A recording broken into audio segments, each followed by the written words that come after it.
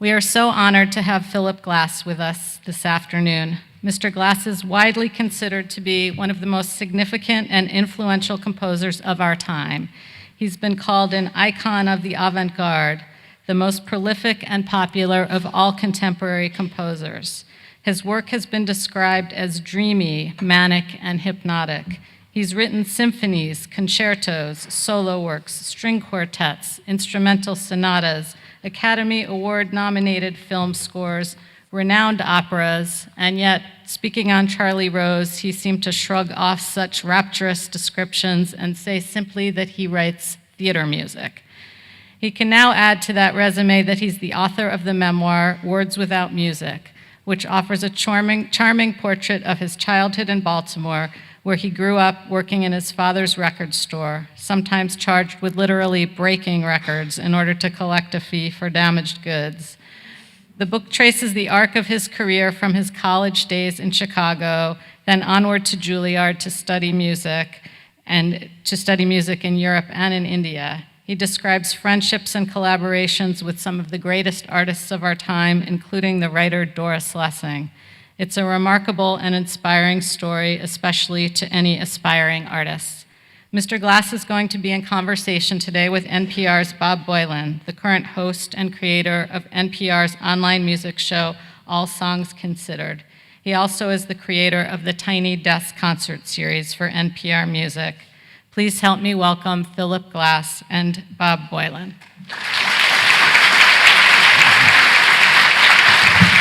Thank you. Thanks so much. What a beautiful space. Yes. I love this. You know what I love, and you mentioned this at the beginning, talking about the book, and I love the personal nature of the book as well as the theoretical and the way you speak about music. But the first touching moment of the book for me was when you talked about going and getting bagels with your father, Ben. And I have great memories of doing the same with my father. In fact, every morning, every Sunday, I bake bagels in memory of my father. That's and impressive. So I give you a couple of bagels for the day.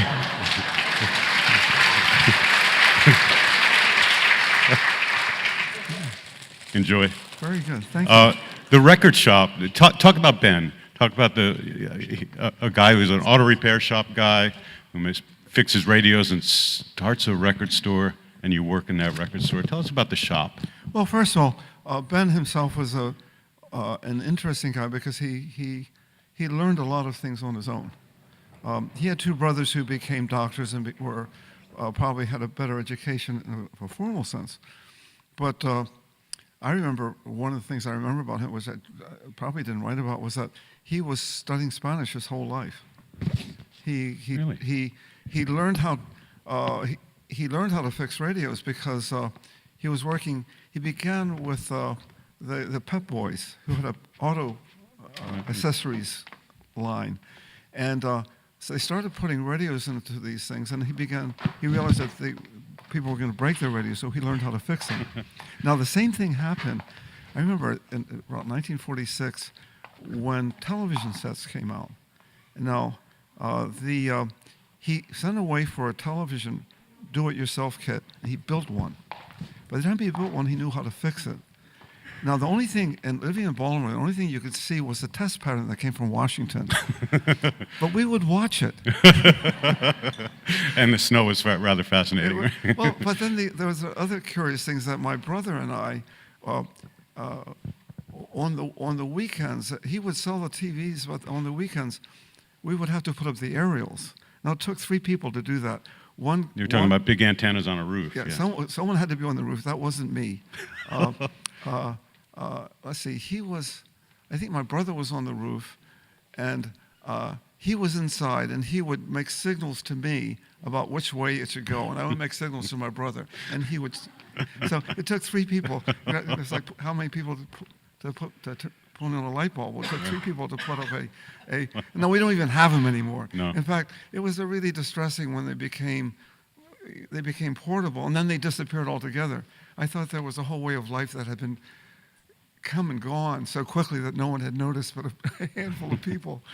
I lived over below Kennedy Airport, and whenever the planes would come overhead, it would change the nature of the signal on the Well, television there are set. other things about this part of the country at that time that many people won't remember. But Bethlehem Steel was there.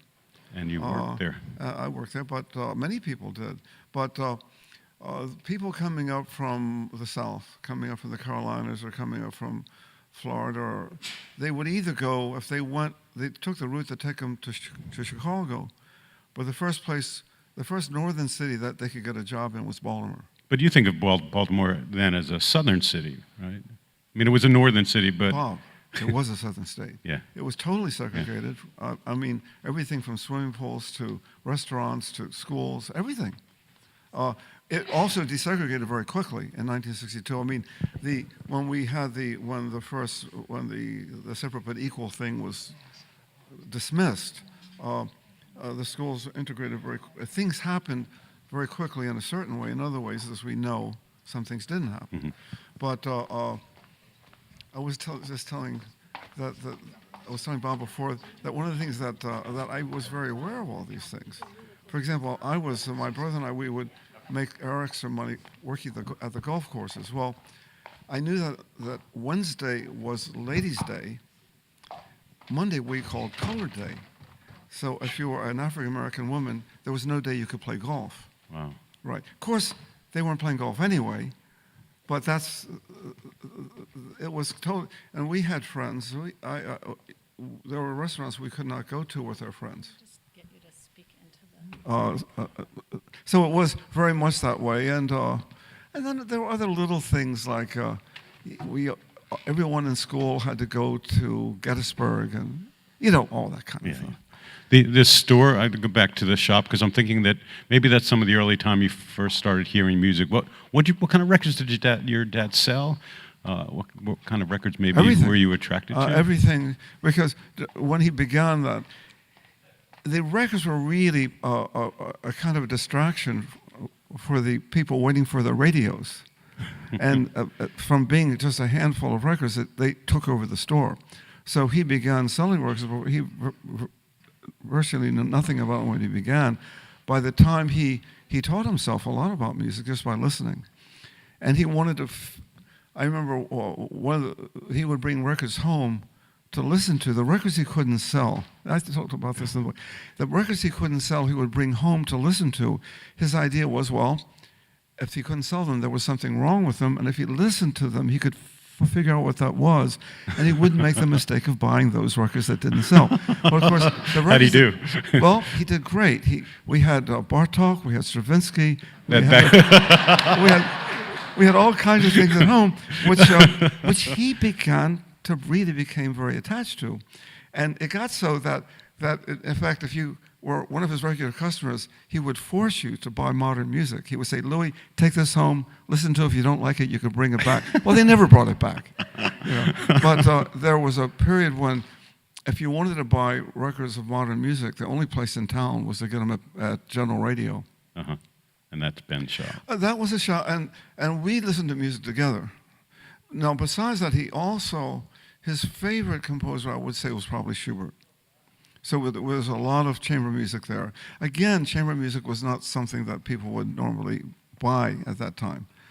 So there was a lot of chamber music around the house. Are these on 78s we're talking? Everything was 78. The thing which many of you won't remember this, but when let's say they did a symphony of Beethoven, and it would take 4 78 records, but there would be one side that would be empty. But the company didn't want to put an empty side there, so they would put on maybe a Rossini overture on the last one. And for years, I thought the Fifth Symphony of Beethoven ended up with the William Tell overture, because if you just played the records, you wouldn't know that. But there's all kinds of very funny things were happening. But apart from that, my brother and I, Marty, we liked a lot of music. One summer, I remembered he wanted to keep us busy, so he rented a storefront, and we put in some just basically R&B records, and we had a Coke machine and a record player, and basically I think he just wanted to keep us off the street. I don't think we sold very many records, but we listened to a lot of music. Can you think of some of those early music some of the early records You that know- helped change who you know, you the- were the and things- made you I wanna like do things this? like Spike Jones. I like comedy records, and there were Yiddish comedy records too. And my brother, we learned we could sing those things. I'm not gonna do it for you now. Oh, come but on. but we could. No. So what Spike Jones? What's that? Which name a Spike Jones tune that for you? Well, the William Tell Overture is another one. That's Just right. come to think of it. Has anyone heard the William Tell Overture by Spike Jones? Now you're missing something. You think got it. Peter When you get Schickele home, is funny. you can find should it. listen to Spike Jones. Yeah, it's pretty but, brilliant. But he, the thing is about those recordings, I realized later how well they were recorded. There were very good musicians playing on these, and the arrangements were good too. I found that later as a Juilliard student, and going back and listening to what I had heard then, that humor in music is not cultivated very much, but when it's done extremely well. It can be. I love how the story of getting the money for your very first record came about. For The loan company. I'm sorry. So you tell a story about going to a loan company to get yes. money for Well, your very well, to make your very first your my own first record. record company. No, I knew records from top to bottom. I knew the whole business. I started when Ben couldn't figure out what to do with us. He would have us do inventories of RCA, Decca. We had to do so. We knew everything that was in the store. So we knew that way. We also knew about all the details of the business. So when I think I was about 30, I was ready to make my first record. Someone lent me actually it was called a jazz. What was it called? The Jazz Orchestra had a company. Mark Mantler and. He was. I think he ran the company, and they made jazz records. And they had rented a truck for a week, and they gave it to me for a weekend. And I made my first. We did it at the at Joe Papp's place on Lafayette Street. We did it on the top floor of Martinson Hall, and we recorded it. That was my first record. But I had the tape, and I found out on 2nd Avenue there was a little storefront called Hebrew Free Loan. So I went in there and I said to a guy, I said, "Can I borrow some money?" He said, "What do you want it for?" And I said, "Well, I have a little record company, and I need $500." And he said, "What are you going to do with this?" And I'm going to press my first records, and I'm going to sell them for $5 each. And I told him the whole story. He listened to me very carefully. He said, "Well, this business was actually operated to help people who were immigrants from Europe when they came. We would give them a little bit of a capital, and they would start a company." He said, "But I can't think of any reason why I should give you the loan too." And he said, "Okay, I'll give it." We made the whole deal that afternoon. He said, "Okay, I'll tell you what. I'll give you the $500, and you have to pay me $50 a month for 10 months." And I did. I made every payment on time. That's incredible. And I made my first record that way, and we did sell them for $5. Mostly, actually, I was giving the records away because I couldn't really sell them then. But what I did, Bob, is I gave them to. I was touring in the United States, and I found in every city I came, there was some character who had an all-night radio program, usually at a school. And he played. They had nothing to do with playing. Are any of you those characters? Well, I sometimes think the jackasses did it, but they spent the whole night playing music, and I found that it could be in Houston, it could be in Memphis, any place. There were all-night radio programs that would probably. We didn't have NPR in those days, so we didn't have. Probably you would have done that. I'm sure I would. Maybe did you start that way? No, I didn't. I never did college radio or any of that. My first Well, job was college radio was fantastic because, and I certainly basically listened what to I it. did is every place I did a concert, I gave records. I left records with the radio stations, and that was the way people got to hear the music. And your music, you tell a story in the book about taking your mom to your first concert. Well, I didn't take her. She came. Okay. I didn't invite her actually, but she wanted to see what I was doing. You know, so she came up to Queens College. They were skeptical of you becoming a musician. Skeptical? That's a kind word. But at any rate, I was doing my first public concert at Queens College in a big concert hall, much bigger than this. I mean, it's the kind of room that they may have their graduations in, so it would be about 3,000 seats. And I was invited to do a concert there, and Ida Glass took the train up from Baltimore, and she came to the concert, and there were 6 people there, and she was one of the 6. So, but she took it very well, really. I took her back to the train station. She was not going to spend the night in New York, you know. So I took her to the train station, and she said, "Why is your hair so long?" Mom. So, but now here's the interesting thing. The next time she came to New York was only 7 years later. That was 1969. In 76, I was at the Metropolitan Opera House with 4,000 people, and they had all paid for tickets. Now, and I've always wondered, what did she think had happened in those 7 years? Because, I mean, had you cut your hair? well, I kind of knew what had happened, which was that there was a new music being composed, not just by me, but by quite a few people. And we were kind of bucking the tide of modern music at the time. We were going away from the atonal music that people didn't like, and we were looking for a different language. And what I think happened was that the moment for that language to appear was long overdue. And what happened is that the people, my colleagues, people like Riker or Meredith Monk, or our careers began very emphatically at that time, and we had audiences very quickly. And our audiences were bigger than the audiences for the new music audiences. And what happened, what was surprising was that, why would they go to the Met? And that I never figured out. Because when Bob Boilen and I were in Europe on a tour with Einstein on the Beach, it was 76, and we were playing, and there was no problem selling out in Europe, but 2 people came from the Met and asked us if we would be on a special event there. Jane Herman and a guy named Gil Wexler, who was a lighting designer. Jane Herman was in charge of promotion of some kind. And they were sent to Europe to find pieces to play on the dark nights at the Met. The dark nights were Sunday nights, by the way, not Monday.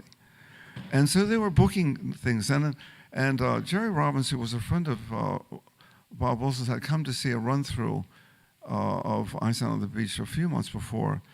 And he persuaded them. He said, "You got to go and see this piece." And they came to see it. I think we were in Hamburg at the time. And they said, we met them afterwards, and they said to us very seriously, "We're going to bring that to the Met." And we said, "Sure thing." You know, but we didn't believe them for a minute. But we were in Europe, continuing our tour. We weren't in touch with what was going on in New York. Evidently, they went back in New York and actually arranged this thing. And when we came off when we arrived coming off the plane, we were met at the airport by people that work with Bob, and they said, "You've sold out the Met." And we said, "We didn't even know we were going to be there." It was just one of those.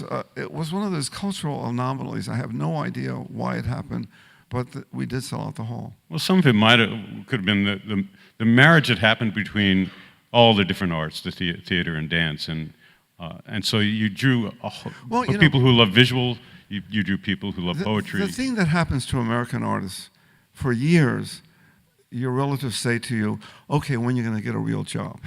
Have you ever heard that? Yes. So that was the end of that for me. And no one asked me about a real job after that. And I've always wondered what Ida thought about when that happened. And it wasn't the kind of thing we talked about in my house, but I never knew what she thought, except evidently she was sitting with Bob Wilson's father, and they talked in the box office while the show was going on. No, they were. I mean, in one of the boxes, and they talked about it. And a lot of my family came. I love the telling of the story. There's so many wonderful details in this book, one of which is the first time that Einstein was performed without even a dress rehearsal. This is a complicated piece. No, that's not exactly true. Okay. We were supposed to have a dress rehearsal, but in fact, we never got through the piece. We had been rehearsing it in New York in parts. We went to Not with the set in or the Avignon. lighting. What's that? Not with the set or the lighting or any of that. No, we were just rehearsing it without the. We only got the sets and the lighting.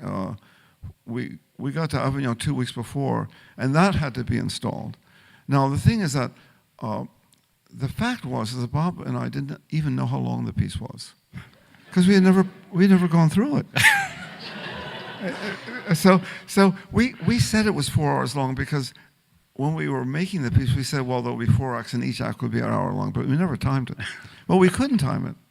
So when we actually began, the most amazing, and the dress rehearsal, of course, Bob insisted on spent the whole time lighting the show, which was important, no doubt, but that meant we didn't have a run-through.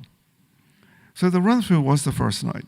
And that's the first time you did it with all the singers and the solo The violinists. first time the whole thing was done.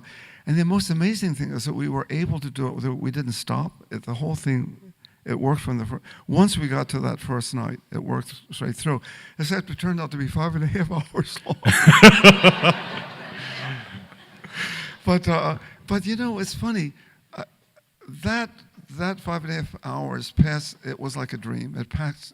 For us, it was very, very quick. And people came up to you with love and lack of love. Well, what you would expect. And we had talks to audiences smaller than this. When we would go to a city, the day after the opening night, we would always have open discussions about the piece. And that's when the whole idea about was it an opera, that's when that began to be discussed, because I don't even think we called it an opera, but the audience forced us into admitting that was maybe what it was. But it was very interesting, because Bob, you have to understand that even though there were Americans, some of the Americans were writing music similar to this, very few Europeans were.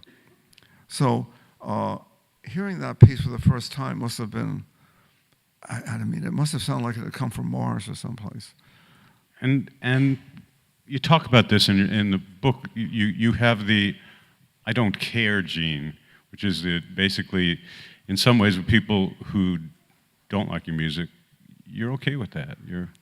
When people, and sometimes they aren't always angry. Some people would say, you know, Mr. Glass, I've tried to listen to this piece, and I don't get it. What should I do? And I said, go listen to something else. I said, you don't have to listen to it. I said, that's why there's all this different music around. It's for different people. There's a producer, a rock producer. I've said this, talked about him on my show, John Congleton. He's a rock producer, and he talks about the fact that when we hear music that we don't understand, he thinks of it as something that's his fault, and he tries really hard to work at finding out what it is about him that can't accept the music. Sometimes it's as simple as, I hate banjos. Look, and as soon as you hear the banjo, it's like allergic reaction. But Bob, this is the oldest story in the world. Can you imagine the first people that did cave paintings, and they invited their friends in? They said, what the hell is that?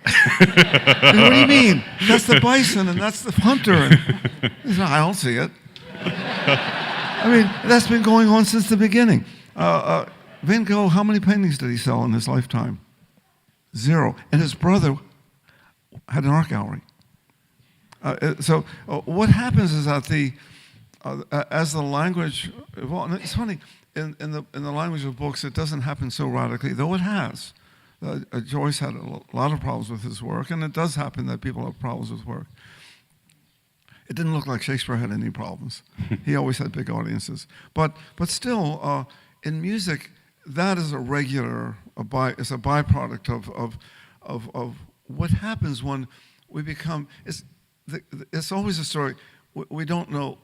We like what we know, And that's where we start from. Right. And then to get out of that is,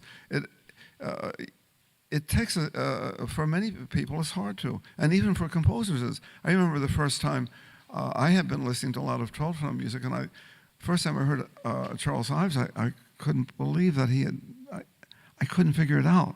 I had learned to listen to that other music. So it can happen too. With the kind of training we have as musicians, we're supposed to be able to do that. But a lot of musicians can't. People who are conductors and people who are players will not play modern music. And that could have been true for the time of Brahms. There's a wonderful book, which you can probably get in this bookstore. It's called the Lexicon of Musical Invective, by a guy named Slominski. And what he did, he went and collected terrible reviews from all time, and he published them in a book. There's the reviews of Beethoven, of Debussy. That's awesome. Some guy was reviewing the first performance of Luminaries, which he said, well, this French fellow wrote a piece called The Sea. He said, I want to tell you, it's really not worth sitting through.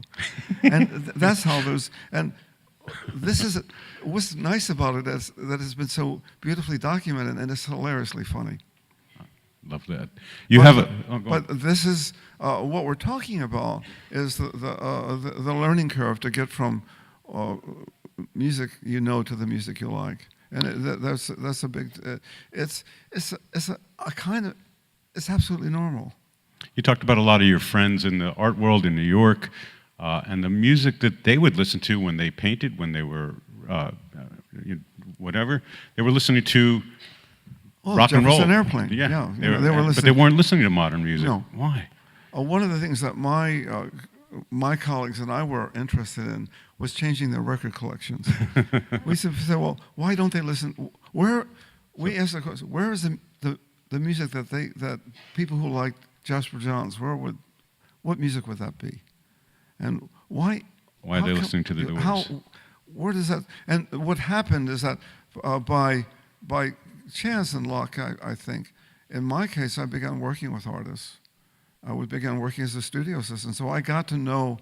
I became very familiar with the strategies and of modern art and the basis of it and the form of it, which I never would have learned in music school, but I learned working in the art world. And I discovered, for one thing, that the rate of change in the art world was about 5 years. In the world of music, it's about 50. We still think if someone plays The Rites of Spring, they'll still call it a piece of modern music. It's 100 years old, by the way. It's 103 years old.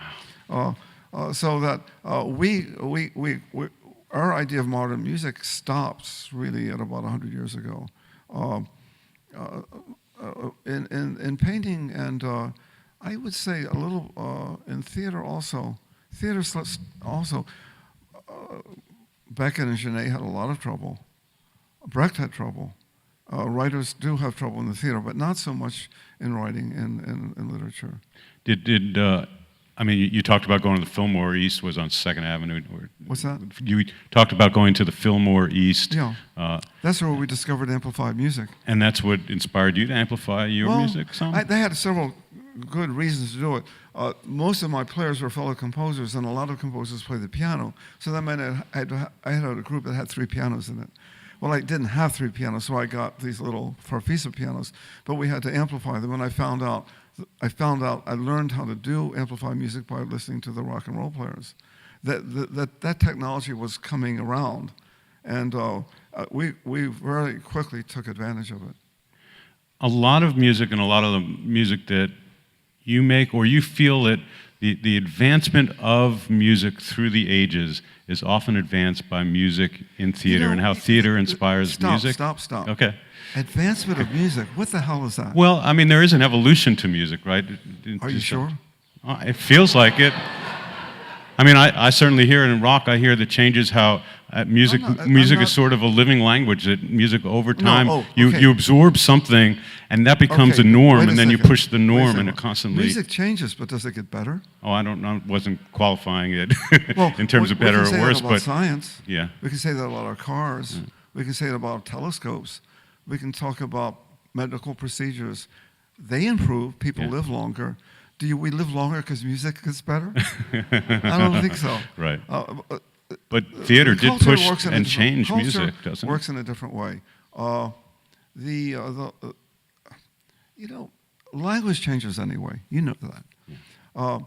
And the language of the arts change. And they change in tandem with all other kinds of things, with economic things, with social, but when I listen to music, let's say, one of the things I got interested in this topic because I began going around the world listening to other people's music and playing with them, and trying to figure out what they were doing, and discovering that they were working from a system of music that was fundamentally different. So the culture made, in some ways, the music that they made. Not only did it make it, but the way it changed was made by that too. Now, the most recent experiment I've done, I call them experiments, but I really call them encounters. I've done a lot of encounters with players from Australia, from Africa, from Mexico, from China. And every time I do that, and the reason I do it is because when I am engaged with another composer, and I work with composers, and we said, the exercise is to make a piece together. Now, to make a piece together, then I have to understand what they're doing. I'm more interested in my understanding that. And often we start by tuning. Almost always start by tuning. You talked about the harp player, is it Fude Mususasu? Fude Suso, yeah. But there are a lot of stories I can tell you about it. But the main thing, look, very recently, I say within 3 years ago, I was with some musicians playing from Mexico who were actually, they don't even speak Spanish, they were speaking Indian languages. There was someone that could help us. And one was playing something that he called a violin, which would look like a violin, but wasn't tuned like a violin. Someone was playing a guitar, someone was singing. And we said we had decided to do a concert together. Actually, I had been invited to do a concert, and I said I would, in a little town called Catorce Real. It's an area called the 14th because it's the way the country is divided into areas. So the Sierra de la Catorce is the mountains of the 14th. So it was in that area. And there was a little music, Casa de Cultura there, a house of culture there. And the person that ran it, and they were just showing an exhibit of local paintings, whatever. And someone had given them a small Yamaha piano, and they said, would you come and do a concert here? I said, I'd love to, but can I play with some local musicians? And they said, who do you want to play with? I said, I want to play with some of the Indian guys. And I had met some, but I didn't know that they played what the music they played. And we got together and we began, I spent about 4 days with them. And the first thing that happened was I couldn't figure out what they were playing. I could not hear it. Wow. It was so radically different from anything that I knew. Could you describe it? It took me several days to figure out where the tune was. And how the harmony worked and where the rhythm was. And that was one of the most radical experiences I had. But I had that working in Africa, and I had that working in Australia.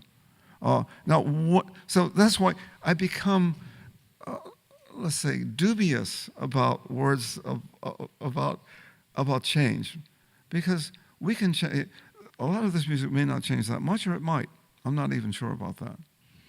But what I do know is that the language of music can be invented in a radically different way depending on what the cultural context is. Mm-hmm.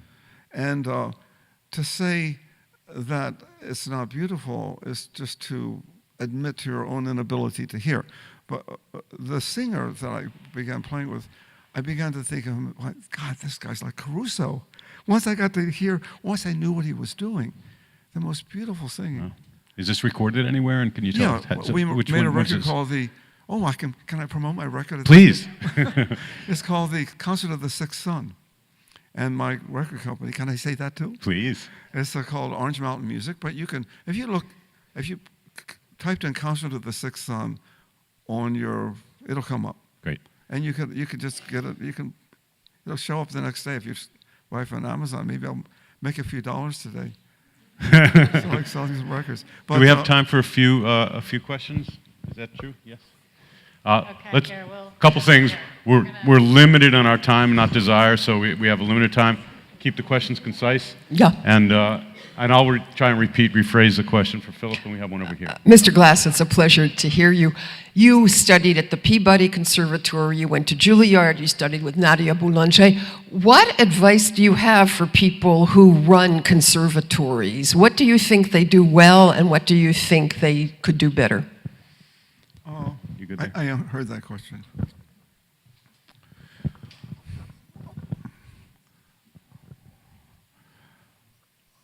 Peabody was a very good place for me to begin. I had a flute teacher there and a percussion teacher there, and I actually studied with them, and that became the basis of my training. I wouldn't say that happened so much in composition. My composing teachers were so involved with their own music that they paid very little attention to what we were doing. I have to say that I'm afraid that most of them aren't even alive anymore, so I'm not hurting anybody's feelings. But I learned mostly about writing music from other musicians. Now, what we do well, the reason I went to study with Nadia Boulanger was I suspected that there were areas of basic musical technique that I was deficient in. And I had a master's degree from Juilliard. But I didn't feel that I really understood certain things about music. But I had learned that there was a pedagogy that was, I knew it from the French, that had grown up in France. Nadia Boulanger was the great master of this. And I had studied with one of her students when I was in New York, so I had actually begun studying with her before I met her. The type of teaching that she did that was so important and influential to you, It was, sort of goes you know directly what it was? to her It was question. straight technique. Straight technique meaning? Let's put it this way. If I was studying carpentry, someone would show me how to hold the saw, Yeah. how to draw a line, how to measure the board. If I didn't have that instruction and I had to make a table without knowing how to do any of those things, probably the food would slide off the table. Now, I'm talking about when I left Boulanger, I felt that she had given me a box of shiny new tools. Wow. And I knew how to use them. And I didn't until I had that kind of... Now, she did not teach composition. In fact, I asked her if she wanted to look at my compositions. She said no, she wasn't. And the reason she said was that she had... Her sister was a composer. You probably know Lily Boulanger. She died very young. But she said that she had such a admiration for people who could write music that she was afraid that if she gave advice to a young composer, it might be bad advice, and she might actually ruin their career. Wow. And then so she would teach them the only thing that she really knew. So what I did is I put the technique together, which I had been playing around with, but never had really refined it. That became, now, the most important part about that was that when I came back to New York and was writing a very radical kind of music, and people didn't know what it was, I knew what it was. I had tremendous confidence about what I was doing. I knew what I was doing musically. I knew what I was doing historically. I had a whole context for it. If people didn't like it, I would say, go listen to something else. It didn't bother me. Someone else we got in the back there. Hi, Phil. I don't know if you remember me. I was in your calculus class at the University of Chicago. Your calculus class in the University of Chicago? Well, one of the things I learned... My name is Walter Rosencrantz. What? Walter Rosencrantz? Rosencrantz, as in Rosencrantz and Guildenstern are dead. Walter Okay. Rosencrantz was in your... Yeah. Yeah. What about him? Yeah. Well, Is that him? so that's him right there. Yeah, And Did you do better than I did? What? did you do better than he did in it was In calculus? calculus? Well, I was sitting next to him when Professor Meyer turned on you. I remember... He didn't learn very much from me. I remember him saying, what's a derivative, Glass? What's a derivative? All right. Okay. But what I wanted to know is, did your interest in math have any influence on your musical career? Because at that time, Chicago... So your knowledge in math did Well, okay. influence First of all, on I your music never, career? I wasn't really good at math. We had, as you might remember, we had a brilliant teacher. And I would go to the classes because I liked the teacher so much. But I wasn't particularly good at what he was teaching. I was good at certain kinds of arithmetic. Arithmetic and mathematics are not exactly the same. Later, when I began working with Ravi Shankar, I discovered that he was writing, using a system of 2s and 3s to make very large overall structures. And these days, we would call that a binary system. I was learning to write binary music from Ravi Shankar in 1964, before we didn't even know what zeros and ones were. That became the basis of Einstein on the Beach, and if you looked at that music carefully, and not even if you even looked at it casually, you wouldn't be able to understand it without understanding that the whole system was based on systems of 2s and 3s and different ways of counting. I learned that from, now there are two different ways of doing it. In the Indian system, there would be a set form, like they call it a tal, of 16 beats or 8 beats or 15 beats. And everything that happened within that tal, within that cycle, could be expressed in 2s and 3s. But that wasn't the only way of doing it. If you went to Africa, they would be also doing that, but the tal wasn't there. So in order to come back, for everyone to come back at the same place, if you listen to African music, it might take 3 or 4 minutes for that to happen. In Indian music, it could happen every 10 or 15 seconds. So we're talking about one, no, here's the point. We see you. He'll be the next one, please. Well, here's the point.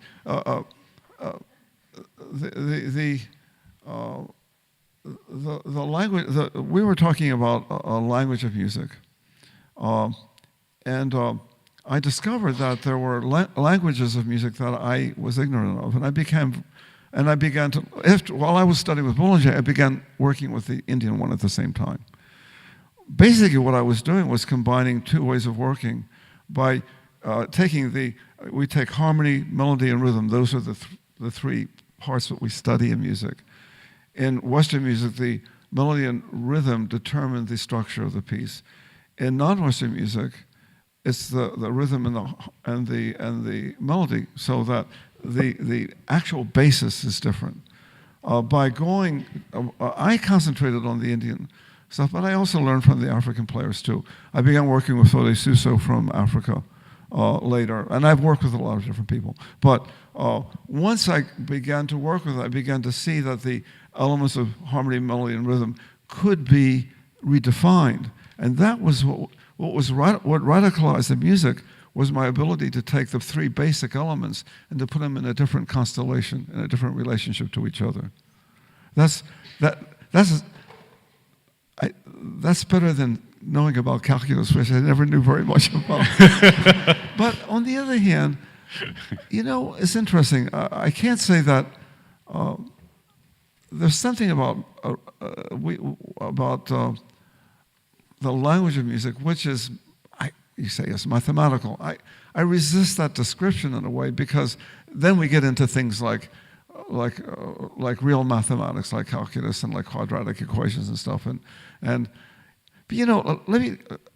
going to conclude this thing with one quick story, and then we'll ask you a question that you've been asking. Einstein, I used to read a lot about Einstein when I was a kid, and he wrote books about physics too. And he described how he came across the theory of relativity. And if you don't know it, this is right from him. He said, I imagine myself. He was still doing patents, I think in Bern, Switzerland. He was a patent officer there when he had this idea. He said, I imagine myself sitting on a beam of light, and the beam of light was racing through the universe, and I looked around, and he said, what I saw was I was sitting still, everything was rushing past me. He said, after that, all I had to do was find the mathematics to describe what I saw. That's all. Just that. But the beauty of that description is that he's telling us something about mathematics and imagination. That I saw not only Einstein, but Darwin and Kepler and Bohr, I see them as poets of the physical universe, who then have to come up with the tools, like the ones I learned from Boulanger. I learned her tools. If I was a scientist, I would have learned different tools. I'm ready for this. I'm afraid we have time for one more question. Oh, sorry. Can we make sure we get the fellow here? So, I'm not saying not to ask your question, but quickly. Quickly, this is almost a follow-up to the past one. Evolving with your language as you chronicle it in the book. Your Put the mic a little closer because I can't hear. Evolving with your musical language that you chronicle in the book, you're developing a personal meditation practice.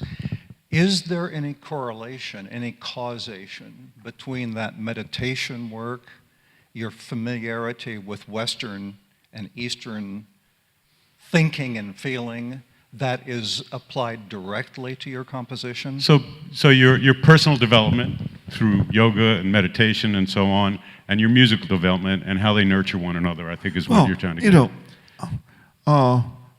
Every scientist or artist works from experience. It's their experiences. I mean, Darwin is one of the fantastic characters. Do you know his work? Have you read and how he come across his work? He's a fantastic character. His way of observing nature so steadfastly and then coming up with a way of explaining what he saw. So we're talking about. I'm making a dichotomy, which is really not a true dichotomy, but will be good enough to answer a question. We're talking about the experiences that we have in our lives and the way they become part of our work. And that happens for everybody. It happens for people who learn how to cook, people who learn how to sew, people who learn to write poetry, people who know how to make cars. Our experiences are what inform us. And our ability to invent, I'd rather use the word. I'll leave create for the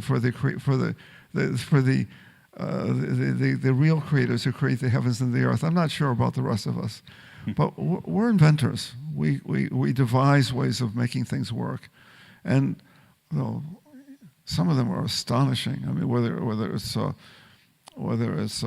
Rembrandt or it's Bach, when we think that they're using the same tools that everybody else uses, and how could they do that? And yet it comes down to their personal experience. So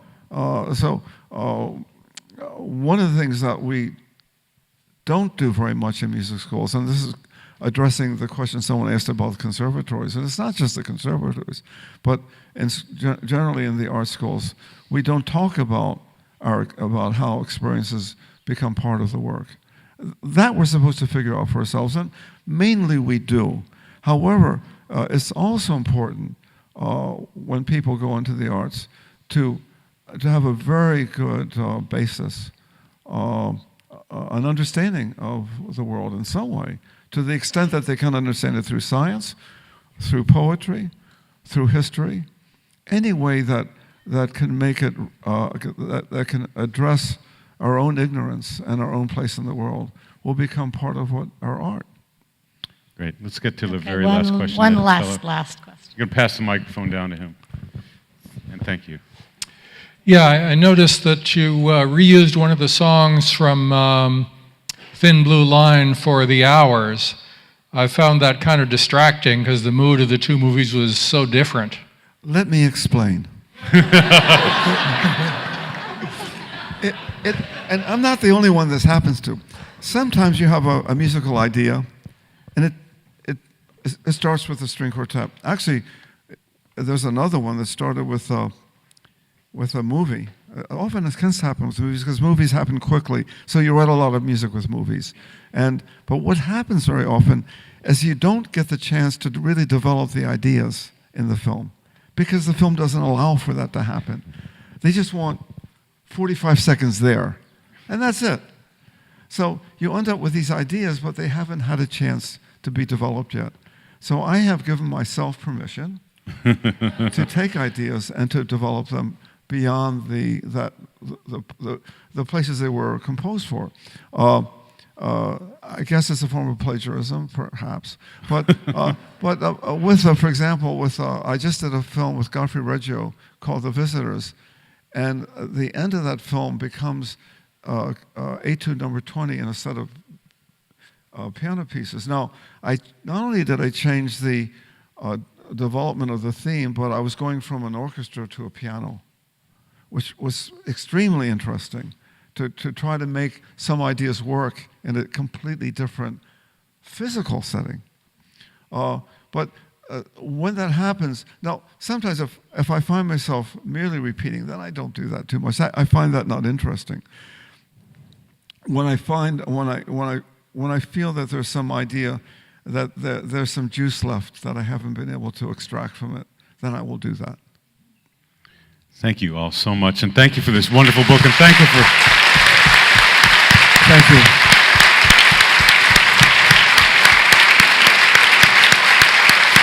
Thank you.